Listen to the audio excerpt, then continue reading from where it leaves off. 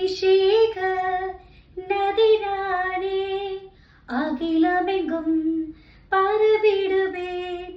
ஏராளமான மீன்கள், திரளான உயிரினங்கள், நதி பாயும் இடமெல்லாம், நான் போகும் இடமெல்லாம், எனக்குள்ளே ஜீவ ஊற்று, அது வற்றாது ஒரு நாளும். எனக்குள்ளே ஜீவ ஊற்று, அது வற்றாது ஒரு நாளும்.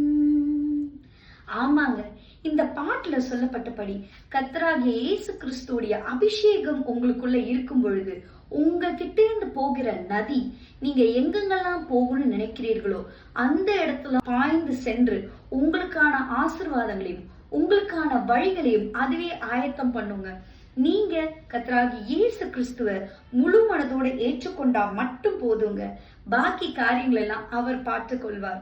ஆமாங்க, அபிஷேக நதி உங்களுக்குள்ள இருக்கும் பொழுது கர்த்தராகிய இயேசு கிறிஸ்துவின் அபிஷேகம் உங்களுக்கான வழியை ஆயத்தம் பண்ணும், உங்களுக்கான ஆசீர்வாதங்களை ஆயத்தம் பண்ணும், உங்களுக்கான அபிஷேகத்தை ஆயத்தம் பண்ணும், உங்களுக்கான ஜீவ பாதையை அது ஆயத்தம் பண்ணும்.